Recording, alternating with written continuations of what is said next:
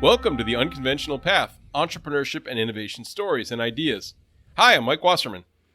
And I'm Bela Musits. So if you've been listening to the podcast, you know that Mike and I like to try new things. And well, this one is way out there. It's actually about the experience of losing my 95-year-old mother and how it completely changed my view of death and dying. I went from fearing it and trying to ignore it to embracing the experience. And Bela, this is the beauty of podcasting. If this isn't of interest to you, it's fine to skip it, right? And go on with the rest of your day. But as part of you and I talking about this, you know, I thought this is a really cool idea to just do an episode on this and kind of what you went through, that it might be really helpful for some of our listeners. One of the things about getting older is that you gain more experience at dealing with people you love dying.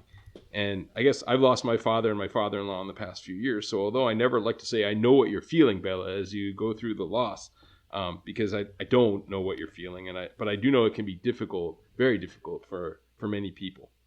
My perception is that everyone deals with death and dying differently. And second, it's not easy to lose someone you love, even when they've been very sick or they've been in pain or they're very old. It's still a hard process. I've seen those things happen, and I know that it's still not easy. And I know that every situation is different. And then third, I think not only is it hard to lose somebody that you love, but a lot of people struggle with how to support somebody close to them who loses somebody. And I think that's really important, is even if it's not me, if I'm young and I haven't lost anybody, I'm going to know people that have lost people. And that's why I think having this conversation might be helpful to everybody. So in my case, I think one of the ways I can support you as you go through this process is ask you if you want to talk about losing your mom. So Bela, I'll start this way. Hey, I'm sorry to hear that you lost your mom. Do you want to talk a bit about your mom and how you're feeling? Yeah, and I think I agree with you, Mike. It is very helpful. I have found it to be very comforting to find an individual or two that I can share this experience with. And, you know, that's, as they say, I guess that's part of the process. And it's been great having you, listening as I've worked through this. So a little bit of background, and I think this is a good place to start, right? So a little bit of background about my family and growing up and stuff. So, you know, growing up, my family unit was my dad, my mom, my sister, and me. That was it. All of our relatives were back in Hungary, and I never saw them. I really didn't have a relationship with them because we immigrated to this country when I was just over 3 years old. So I really don't have any memories of any of my relatives. And, they were still behind the Iron Curtain. We sort of escaped from a country behind the Iron Curtain, so there was no going back to visit. And so whenever someone did pass away, it was fundamentally a phone call or a letter that we received that, you know, my father's brother passed away, or my grandparents passed away, or one of them passed away, right? So there really wasn't much else. And that was sort of my experience in sort of death of relatives or people that, you know, certainly I could see how it impacted my mom and dad because they knew those folks for a long time and they were close to them. And then I think it was about 12 years ago, my father passed away. It was kind of suddenly, and I got a phone call from my mom. I lived in upstate New York at that time. My parents lived down in North Carolina. And she said, Dad passed away. And, so that was my whole sort of context of people passing was receiving a phone call. And even though I was very close to my parents, we had lived in different states for 25 years almost. So we didn't see each other a lot, 2 or 3 times a year. They were not built in to my daily life and my daily life patterns. So I think, that was sort of interesting. And 5 years ago, when my mom was 90, the house became too much for her. So she sold her house in North Carolina, and she moved up north here, up to New York State, where I live. And we got her an apartment up here, very close to me, 5-minute drive away. And she wanted to be closer to family, especially the grandkids. and the great grandchildren, right? So at this point in time, she had grandkids and great grandchildren. And since she was so close, I would see her like several times a week. And I would say that in the last 5 years, I saw my mom 3 or 4 times every week, talked to her every night on the phone, and we became much closer than we were the previous 25 years, where we, saw each other just a few times a year. And she didn't drive when she moved up here. So, my wife Elaine would take her shopping, or I'd take her shopping. And, she became an integral part of our family, which is interesting, right? Because your parent wasn't for a while, right? Because you sort of move away, and that's just how life is. It's not like many families were, 100 years ago, where everyone lived in the same house.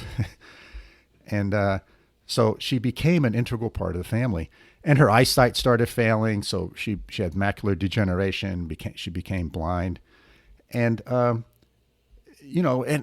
I got along with her great. Elaine got along with her great. So it was a nice, close relationship.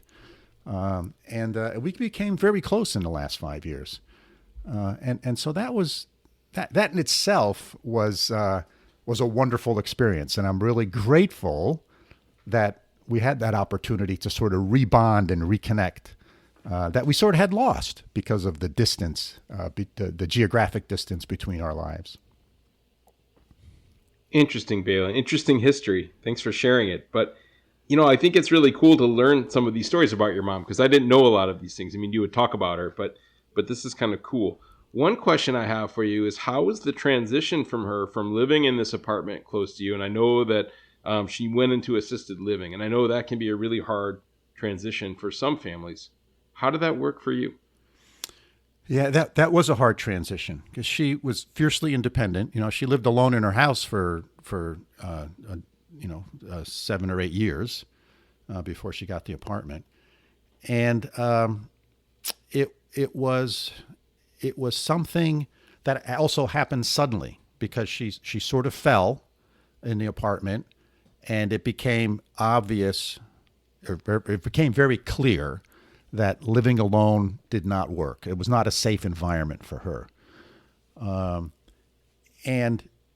So it took some coaxing, but I think deep down my mom understood that this was fine. And we found her a place also really close home, really close to my house, 5 minutes away. And it was sort of like being in a college dormitory, if you ask me. That's what it reminded me of, right? Everyone had a private room. Everyone went to eat didn't call it the cafeteria, but the dining room, and you got 3 meals a day. You still had your private room. You had neighbors, and you could chit chat with them if you wanted. They had lots of social activities. They had all, whether it be, bingo or, storytelling time or crafts. They had lots of stuff to do. And, so it was pretty nice. And I think the first month there for her was challenging. She accepted it. And it was probably 2 or 3 months after she had been there, then she started calling it home. She accepted it and said, you know what, this is working out well. And it did work out well. During the time she was there, you could see that her activity level and her energy level were slowly decreasing. And that, no sudden changes in anything, but she'd have a little setback. She'd get a cold or something. And then when she'd recover from something, she'd never quite got back to her previous sort of level. And there were some great days, and there were some not so great days. And, it got to the point where it seemed like every year we would make a couple of trips to the emergency room because she'd fall ill or become very weak. And they'd send her, I'd get the phone call, hey, your mom's on the way to the emergency room. I'd go. She'd spend, maybe a day, maybe 3 days in the hospital. And then she'd return. And she'd be a little less mobile than she was before she went into the hospital, right? So you get each one of these little step function. Every time she'd make a trip to the emergency room, when she'd come back, she went down a little bit. So it was a clear trend. a very clear trend. And that's, that's just the way it is. I talked to her every night on the phone. I'd see her 2 or 3 times a week, and she still remained a very integrated part of our family. She'd see the great grandkids. She'd be at the house for holidays, etc. So it was all wonderful. Yeah, but this going downhill, I know, is also hard, right? That you see people starting to fail and eventually get to the point where the end is coming soon. It's an interesting, again, another transition point. I think that's hard for people to kind of think about this, that the end is coming. And you kind of change roles, right? You were the child and your mom was the parent, but now at this stage, you really act more like the parent, right? And helping your mom. What was your experience in this phase as kind of the roles flipped? Yeah, it's another good question, Mike, because quite honestly, in the beginning, and this probably doesn't sound nice to say, but hey, I'm an open book about this stuff. It almost felt like a burden. It was like, oh, what a pain in the butt, right? I gotta go do this. And then there was some point in time, and I don't know what happened or why it happened, but then it became something I wanted to do. It switched, right? It went from sort of being a burden. Being a duty or an obligation is not the right word. I didn't feel like obligated, like I had to do it. I felt like I wanted to do it, right? I wanted to help my mom. I wanted to be there while she was, she'd be, some days she wouldn't get out of bed. She would just barely get out of bed. They'd bring her meals to her. And other days she'd be up out of bed and she'd be walking around the building. So there were these real periods of swings up and down. And while we were progressing through that, she became much more dependent upon us. And then the whole COVID thing hit, which was, another thing that just, for a period of time, I couldn't see my mom, right? The assisted living place was locked down, and we could go chat with her through the window of her room, which made it really challenging. And I also remember that was a really strange thing for my mom to try to understand. She had trouble coping with, wait a minute, what the hell's going on, right? And I tell her, well, the great grandkids can't come see you because they're too young and they won't let them in. And, we'd talk to mom through the window of her room. And it was just sort of the whole COVID thing added this strange twist to everything. But I will tell you, during that last year, going back to sort of what I talked about early in this podcast, I expected to get the phone call from the assisted living place that, last night your mom passed away. And that was sort of my expectation. And in many ways, in my mind, that's how I wanted it to happen. I sort of I did not want to be there. I didn't want to get the phone call that said, hey, you know what? Your mom's going to pass away soon. Why don't you come over? I just, for whatever reasons, again, I can't explain these emotional things. I did not want to be there to see my mom pass away. So I was sort of okay with this notion of I'll just get a phone call. And I clearly, every time I left her or every time I talked to her on the phone, every time I left when I was visiting her, in my own mind, I said my goodbyes. Right. It was in my mind, I clearly understood that may be the last time that I see her. So that's sort of where I was sort of in that last year, where I knew things were getting close and that any day I could get a phone call. Interesting. And I assume that she knew that the end was near too. Right, at some point, how did she feel about the end of her life? Did you talk about it with her, what she wanted and how she felt? Yes. Yeah, we were very open about that. She had this great saying. She would say, actually for the last couple of years, she would say, I feel like that any moment in time, 49% of my body wants to die and 51% of it wants to live. And then the next day, it'll just be the opposite. It'll be 49% wants to live and 51% wants to die. And these two sides are constantly fighting each other. but we talked about what she wanted, what her wishes were. She said she was very clear. She does not want any surgery. She does not want to be sustained. She does not want any of those things. And she would often say, I just hope I go to sleep one night and I don't wake up. That's kind of what she wanted. And so we had talked about that. We talked about what she wanted for, any types of services, all that kind of stuff. And her and I were open with each other about that. She was consistent about it. So we had all the legal stuff in place. So I was her healthcare proxy. She had a living will. She had do not resuscitate, do not intubate orders in place, all those types of things, so that when something does happen, people don't do things that you don't want them to do. So that was actually, it was okay to talk about that. And it wasn't emotional. My mom was clear about it, which made it good. She wasn't like, oh, you decide what to do, right? She didn't put that burden on me. She said, here's what I want. And I found that to be very, very helpful. And it's something I hope I remember when I get to that point, that I say that to my kids, to say, hey, here's what I want. And I just want to be clear about it.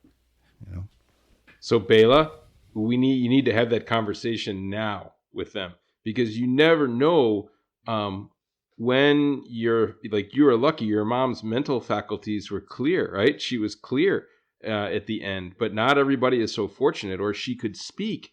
Not everybody is so fortunate. So that's probably a good takeaway from this. It's not tomorrow or next week, but you should probably think about really clarifying that, if you haven't already, with your family, to take what you learned from what you just told me, right, about your relationship with your mom, and making sure that gift, you give that gift to your kids and your wife, right? Because she really gave you a gift there. That's right.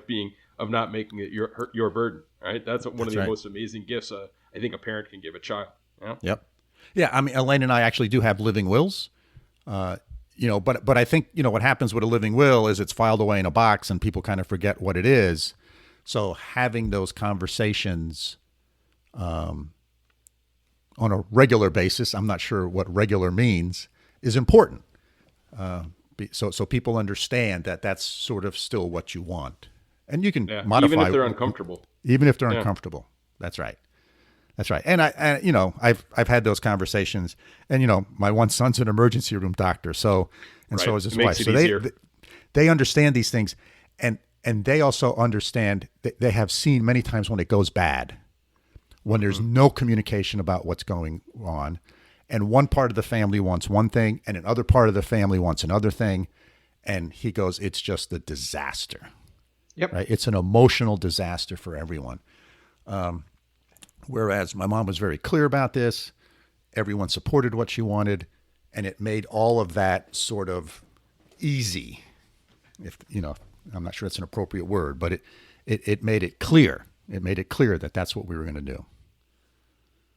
Yeah. Yeah. I think that's an interesting takeaway from this conversation, Bela, is that, for listeners too, and for us, is to make that, I don't like New Year's resolutions. A friend of a friend taught me it's much better to have New Year's intentions, right? So you don't let yourself down.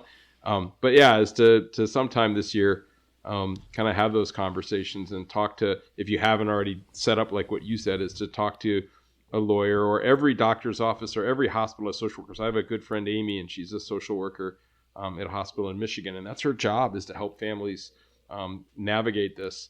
And it's probably good to set those things up and start to have those conversations, even if you're young and healthy.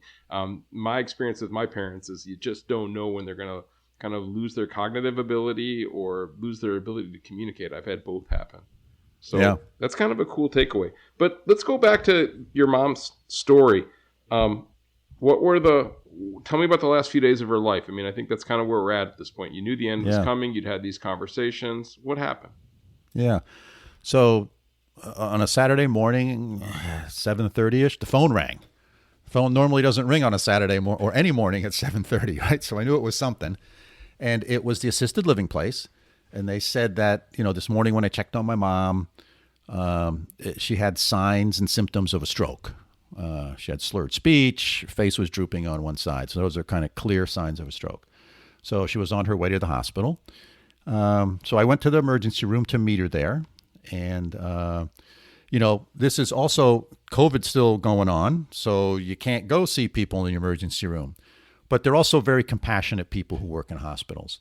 And, so I called up and I said, look, English is a second language for my mom. She's legally blind. I'm her healthcare proxy. And they said, yes, no problem. You can come in. So, just because they have a rule at a hospital, and I found here again, being pleasant about it to the person you're talking to, not demanding anything, sort of asking permission, worked very well in this situation. So I was there in the emergency room, saw her, her speech was clearly slurred. It's hard to understand her.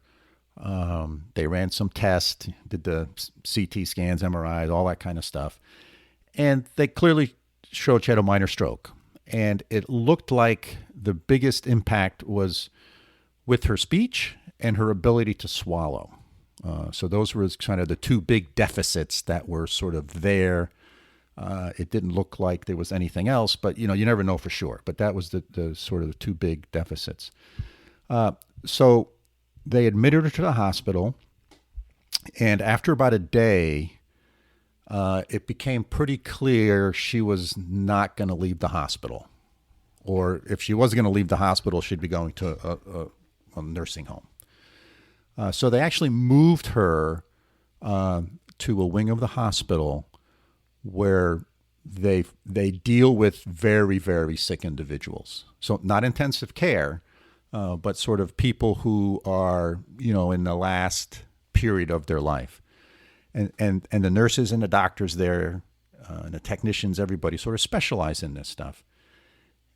And here again, in the hospital, I'd go visit her, I'd spend a fair amount of time with her. In my own mind, early on in this process, I was still thinking about this notion of, I just get a phone call in the morning or in the afternoon when I'm not there, say, hey, your mom passed away, and I didn't want to be there. And again, every time I left the hospital, I sort of said my goodbyes, and I realized that might be the last time I see her. So that's sort of, that first few days, that's what that was like. Interesting. And I know this feeling of just not wanting to be there, just wanting it to be quick and quiet, and all right, a phone call is fine, but it doesn't always work that way, right? What happened next? Yeah. I even considered saying something to the nurses there that, if you know that it's getting close, don't call me. I don't want to be here. I mean, it was like, I didn't say anything, but I came really close. Actually, I talked to Andy, my son, about that my emergency room doctor's son, about it. And he said, don't say anything, Dad. It'll work out. And I think he's seen enough of this to know he was very helpful in sort of helping guide me through this as well, which was interesting. Again, right? the kid becomes the parent in some ways, right? Exactly, right. And so that was very helpful. And he really he shared a couple of insights along this process, and they were actually here while my mom was in the hospital. They happened to be visiting at the time. And so he got to see her as well, and which was fortunate. But anyway, I thought about saying something to the nurses. Hey, don't call me. Just call me that she's passed. But I didn't. And I'll tell you, the doctors and nurses on this wing of the hospital were super, right? Not only did they know how to make a patient comfortable, which is sort of, she's in comfort care, right? They know she's going to pass away. My mom didn't want a feeding tube. She didn't want anything to sustain life. So we didn't do any of those things. So then, okay, it's, this many days. This is how the body works. It's like, if you don't have water, you last 3 or 4 days at the most, right? If you don't have food, but you can get water, then you'll last, 3 or 4 weeks. That's just sort of how it works. But not only did the nurses and doctors on this wing know how to make my mom comfortable and do all the things that she needed, but they also really were very, very helpful in helping the family deal with this, right? And me deal with it. They sort of guided me through this process in a very compassionate way. And it was just remarkable to me. You could tell that these people were here not only because they were very knowledgeable about what was going to happen and how it was going to happen for the most part, but also because they were compassionate people, right? If you think about it, people who work on this wing, right, they have a special gift too, because they're dealing with this on a daily basis. Yeah. Yeah, the whole hospice process and comfort care. I mean, these, in this times especially, it's important to appreciate, I think, the people who are working hard in the healthcare system and overworked and overburdened. But yeah, these people that help with end of life are just amazing. It really is something special and rare and should be valued and appreciated. So how did you spend your time with her during the last few days of her life? Yeah, so I spent a lot of time in the hospital. My sister was here also. She was able to come up for several days. Like I said, her grandson, my son, was here. My other son lives here. So everybody got to say their goodbyes, that was really good. That's the other good thing about not getting the phone call in the middle of the night that she passed away, right? So we did have this sort of a week where we knew it was coming, and people got to come in and deal with it and process it the way that they wanted to. So I spent a lot of time in a hospital with her, and she couldn't speak. Her ability to speak decreased each day. So the last 3 or 4 days, she couldn't speak at all. She could nod her head. She clearly could hear, right? So when I walked into a room and I said hello to her, she would reach her arm out, her hand out. So she clearly could hear. And I sat there and talked to her. And I talked to her about the happy times we had as a family, talked to her about growing up, what a great mom she was. And she would acknowledge those things, either by nodding her head or by, squeezing my hand tight or something. So she clearly was there and could hear and understand. And then I think it was about the 4th day. Here again, I don't know what happened, but I can't explain it, but I did a complete 180 about not wanting to be there. I totally switched. It's like I went from just call me up and tell me she's passed to I want to be here for her. I want to be here and experience this with her when she passes. And I don't know what the hell happened in my head, but something flipped. And it was on the 7th day in the hospital. It was early in the evening. Everyone else had gone. I was the only one there. It was just my mom and I. And you could tell things were changing, right? Her breathing patterns were changing. There's other things going on. And you could tell that something was going to happen. And, I was there holding her hand when she passed. And it was, I thought, I didn't know what to expect, but it really was pretty good. What were your emotions kind of in that moment? What was going through your mind? Yeah, it was calm, and it was loving. It was peaceful. It really was a very, very fulfilling spiritual experience. It was just, I don't know. For me, it worked out really great. And I think about it, it was sort of like the full circle of life, right? We were together. My mom and I were together when I came into this world, right? And we were together when she departed the world. And that sort of is the full circle. And it was just the opposite of what I had conjured up and feared in my mind. I was really scared of this moment. And I welcomed it with open arms. And it was just, I'm so glad I did it. And again, I don't know what force came over me. I don't know what changed my mind, but something did. And this for me, it was great. As great as something like this can be. Again, it was very, just a great spiritual experience. I was so happy I was able to be there for that.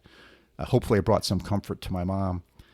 And, this experience may or may not be for you. I'm not trying to say this is what everyone should do. I'm just sharing sort of this winding, twisting road that I went down for me.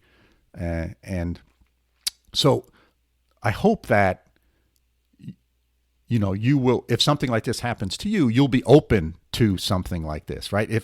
I could envision how I could have just ran away from this and not been open to it. But for whatever reason, I was open to it and I was able to embrace it, and it turned out really well. Yeah.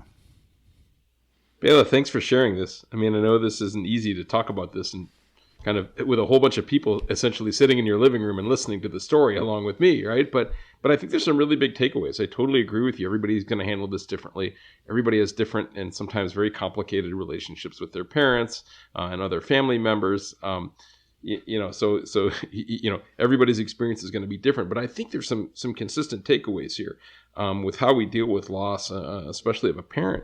And one thing is actually to give some forethought, as we said, to how you want to deal with your family and friends in terms of how the end comes from them, and how we deal with our own mortality in terms of what we want to start thinking about as we get closer. Sometimes you have no knowledge and it's fast, but sometimes you do have some ability to develop some insights. And I think that, you said at some point that, you said your goodbye every time you talk to somebody, and kind of having that approach of not leaving anything unsaid. I know that happened to me in my experiences, that it was really important to feel like you said what you needed to say, good, bad, or indifferent.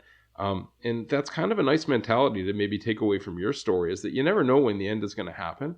And it's really important to make sure that every time you say goodbye to somebody on the phone or when you visit, you do it with that intentionality, that it could be the last time you see them, young or old, right? But kind of living your life that way, I think has some benefits. I think the second point, after kind of not leaving things unsaid, is this idea of clear instructions about last wishes, about medical care, about a service, about things like that. And I really think that that's something that no matter how you feel about your relatives or how you feel about yourself or how you feel about death, that it's really important to put some thinking into that before you get sick, before something happens, so that's in place. And like you said, kind of revisiting that on some sort of regular basis to make sure that the people around you know what you want. As hard as those conversations are, it's a lot harder to not know, so that really is a gift that your mom gave you. And I hope that that's something that people can take away from this. And then I think the last thing is, you're right, is keep an open mind, that your preconceived ideas about death and dying, again, can change. And as long as you're open to that change and being honest with yourself and with the people around you, is great. And it's great to ask for help. It's great you asked your son. It's great that you talked with the doctors and the nurses. I think dealing with things alone is probably the worst thing that you can do in a situation like this, that reaching out to your support network, to your family, to your friends, to the people at the hospital, to your family doctor, whoever, there's lots of resources out there. And I think it's important that people know that and kind of have that in the back of their mind. So those are kind of the three takeaways from hearing your story that I think are important for everybody, even though, like you said, everybody's situation is different. But these things, thinking about these things and talking about these things, can be a real challenge for people. And I think just to hear that you went through it, maybe you'll give some people some comfort and some support moving forward. Yeah, I agree, Mike. And I'm so glad my mom and I talked about this because it gave me the strength, knowing that I knew what she wanted and she was clear about it, and so that I could support her in ways that were aligned with her wishes. Yeah, I think that's so important, Bela. And I hope I'm sure your kids will be as great with you when you reach the end of your life as you were with your mom. That's my greatest hope for you, because what a great son that you've been, I think, to your mom. And I'm sure your kids will support you in the same way. But on that note, I think it's probably a good time to wrap this conversation up. It's been about 35 minutes, and that's usually our normal length with these things. And even though the topic was very different today than what we talk about normally, I think it's probably, we'll keep to our usual time limits. So listeners, we hope you found our conversation interesting and thought-provoking, even though it was not typically talk about. But if you have questions or comments about what we've discussed, you're always free to get in touch with us. Our email is bela.and.mike@gmail.com. Yeah, and thanks for listening, Mike. This has been very helpful to me, and the other conversations we've had through this process. You've been a great friend, and it's been very good. And hopefully, this is helpful to one or two people out there in the listening audience. So for today, signing off from upstate New York. See you all next time.